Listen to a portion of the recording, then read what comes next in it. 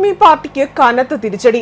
ഡൽഹി ഗതാഗത വനിതാ ശിശുക്ഷേമ മന്ത്രി കൈലാഷ് ഗെഹ്ലോട്ട് ആം ആദ്മി പാർട്ടിയിൽ നിന്നും മന്ത്രിസഭയിൽ നിന്നും രാജിവെച്ചു എന്ന വാർത്തകളാണ് പുറത്തുവരുന്നത്. പാർട്ടിക്കുള്ളിലെ പടല പിണക്കങ്ങളാണ് ഒടുവിൽ മുതിർന്ന നേതാവിന്റെ രാജിയിലേക്ക് നയിച്ചതെന്നാണ് റിപ്പോർട്ടുകൾ വ്യക്തമാക്കുന്നത്. നിയമസഭാ തിരഞ്ഞെടുപ്പിന് മാസങ്ങൾ ബാക്കി നിൽക്കെയാണ് കൈലാഷ് രാജിക്കത്ത് നൽകിയിരിക്കുന്നത്. ആം ആദ്മിക്കെതിരെ രൂക്ഷ വിമർശനങ്ങൾ ഉന്നയിച്ചാണ് അദ്ദേഹം പാർട്ടി വിട്ടിരിക്കുന്നത്. ജനങ്ങൾക്ക് നൽകിയ വാഗ്ദാനങ്ങൾ പാലിക്കാൻ ആം ആദ്മിക്ക് സാധിക്കുന്നില്ല എന്നും പാർട്ടിക്കുള്ളിലെ പ്രശ്നങ്ങളാണ് രാജിക്ക് പിന്നിലെന്നും പാർട്ടി കൺവീനർ അരവിന്ദ് കെജ്രിവാളിന് സമർപ്പിച്ച രാജിക്കത്തിൽ പറയുന്നു. നിരവധി വാഗ്ദാനങ്ങൾ പാലിക്കാതെ പോയി.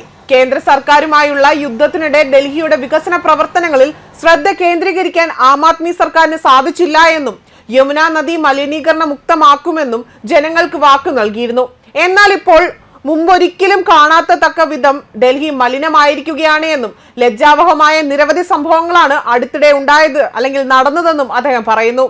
ആം ആദ്മിയെ വിശ്വസിക്കണമോ എന്ന് ഇപ്പോൾ എല്ലാവർക്കും സംശയമാണ് എന്നും കൈലാഷ് ഗെഹ്ലോട്ട് ചൂണ്ടിക്കാട്ടുന്നു.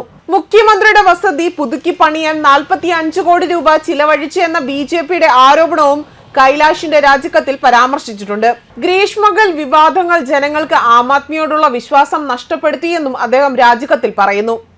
AAPയുടെ ജാട്ട് മുഖമായിരുന്നു കൈലാഷ്. ഗതാഗതം, നിയമം, ആഭ്യന്തരം, IT വകുപ്പുകളാണ് കൈകാര്യം ചെയ്തിരുന്നത്.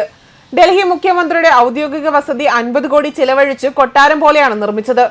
കേന്ദ്ര സർക്കാരുമായി നിരന്തരം തകർച്ചയിൽ വികസനം സാധ്യമായില്ല എന്നും കൈലാഷ് പറയുന്നു. ജനങ്ങളെ സേവിക്കാനായി രാഷ്ട്രത്തിൽ തുടരുമെന്നും കൈലാഷ് വ്യക്തമാക്കിയിട്ടുണ്ട്.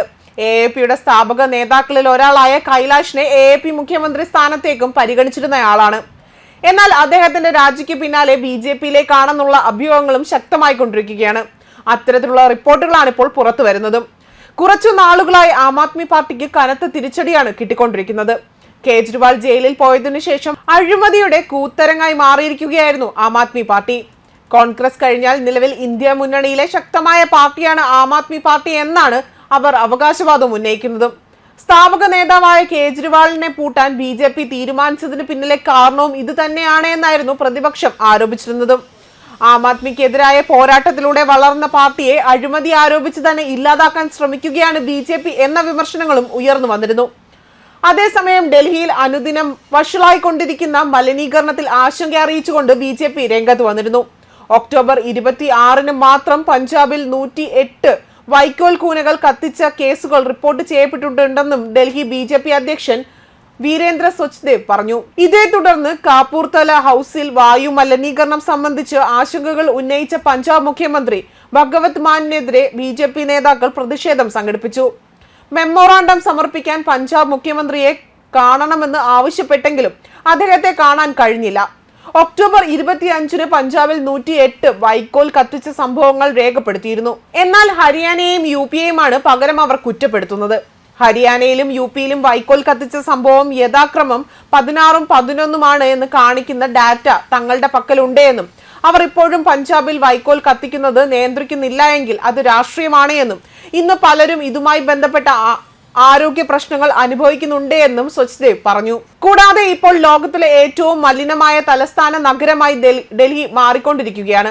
പഞ്ചാബിലും ഡൽഹിയിലും AAP സർക്കാരുകൾ വായു മലിനീകരണത്തെക്കുറിച്ച് ആത്മാർത്ഥമായി ഗൗരവമുള്ളവരായിരുന്നുവെങ്കിൽ UPയിലും ഹരിയാനയിലും വൈക്കോൽ കത്തിക്കുന്നത് കുറയ്ക്കുന്ന മെമ്മോറാണ്ടം അവർ സ്വീകരിക്കുമായിരുന്നുവെന്നും ഡൽഹി BJP അധ്യക്ഷൻ കൂട്ടിച്ചേർത്തു.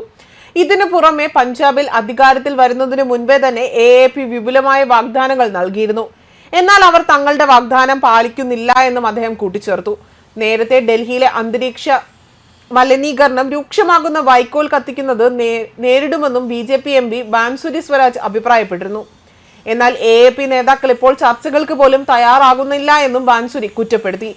കൂടാതെ എന്തുകൊണ്ടാണ് ഡൽഹിയും പഞ്ചാബും തമ്മിൽ ഏകോപനം ഇല്ലാത്തതെന്നും എന്തുകൊണ്ടാണ് ഒരു കർമ്മ പദ്ധതി രൂപീകരിക്കാത്തതെന്നും സ്വരാജ് ചോദിച്ചിരുന്നു. ന്യൂസ് ഡെസ്ക് കർമ്മ ന്യൂസ്.